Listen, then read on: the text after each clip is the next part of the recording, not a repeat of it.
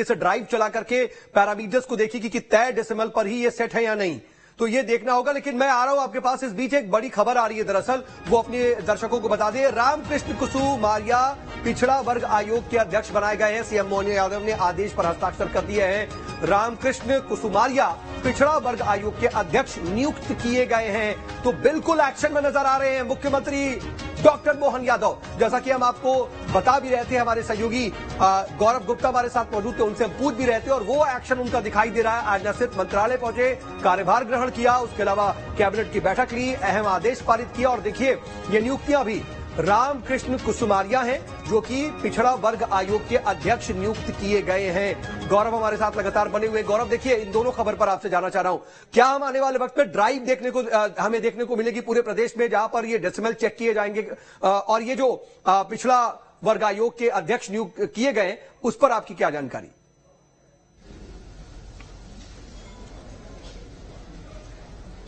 देखिए, ये एक राजनीतिक नियुक्ति है जिसमें रामकृष्ण कुसुमारिया को पिछड़ा वर्ग आयोग का अध्यक्ष बनाया गया है। आज मोहन यादव ने अपना पदभार ग्रहण किया है और उसके बाद ये नियुक्ति की गई है। वहीं अगर आपने जो सवाल किया है कि क्या इसको पूरी तरह से चेक किया जाएगा, जो यंत्र मंदिर और मस्जिदों में लगे रहते हैं, तो इसी के तहत ये कार्रवाई की जाएगी।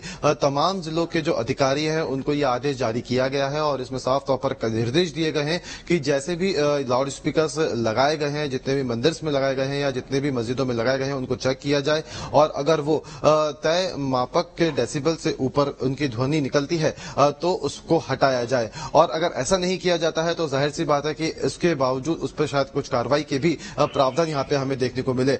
लेकिन अगर मंदिर और मस्जिदों में ऐसे यंत्र लगे हुए हैं जो कम डेसिबल से ध्वनि देते हैं, उनको लगाया जा सकता है। लेकिन अपने आप में ये एक बड़ा फैसला इसलिए भी कहा जा रहा है क्योंकि लंबे समय से इस तरह की मांग कहीं ना कहीं जमीनी स्तर से उठती हुई नजर आ रही थी। हमने उत्तर प्रदेश में भी इस तरह के फैसले होते हुए देखे थे। इस तरह के फैसले मध्य प्रदेश में हो सकते हैं, बीजेपी शासित सरकार इस तरह के फैसले ले सकती है, इसके कयास लंबे समय से लग रहे थे। लेकिन इसके अपने आप में मैसेजिंग भी है, क्योंकि जब ये इस तरह के फैसले लिए जाते हैं तो कई तरह के हम देखते विवाद भी हो जाता है। उत्तर प्रदेश में इस तरह के फैसले लिए गए, लेकिन बाद में देखा गया कि किस तरीके से बाकायदा उसे न सिर्फ लागू किया गया बल्कि बिना किसी विवाद के ऐसा किया गया और बिना किसी भेदभाव के किया गया। उसी तरीके से हमने महाराष्ट्र में भी देखा था, लेकिन जब महाराष्ट्र में इससे पहले की सरकारें थी तो इसको लेकर के विवाद हो रहा था। मध्य प्रदेश में हम देखें तो क्या इसको लेकर के कोई आपत्ति हो सकती है, या फिर हमारे सामने एक एग्जांपल है उत्तर प्रदेश कि बिना किसी भेदभाव के तय मानकों का पालन कराया जाएगा?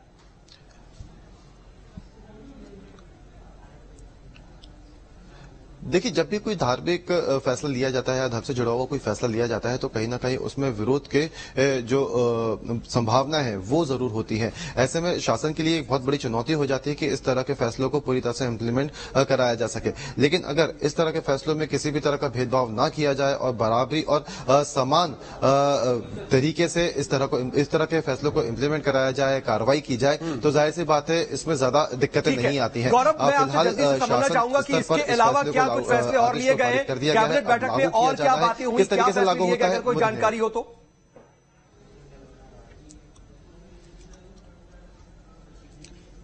देखिए, अभी दो फैसले जो है वो अभी तक हमारे सामने आए हैं। हालांकि एक फैसला राजनीतिक तौर पर था, लेकिन जो दूसरा एक अहम फैसला था वो हमारे सामने आया है। अभी ये कहा जा रहा है कि 3 से 4 फैसले और हैं जिस पर मोहन यादव जो है हस्ताक्षर कर सकते हैं। जैसे ही वो हस्ताक्षर होंगे या उनकी जानकारी सामने आएगी, बिल्कुल अपने दर्शकों से साझा करेंगे। लेकिन जो फैसले आज लिए जाएंगे और जो चर्चाएं आज की कैबिनेट बैठक में तमाम जानकारी आपने दी है, उसके लिए आपका बहुत बहुत शुक्रिया। माफी के साथ रोक रहा हूं।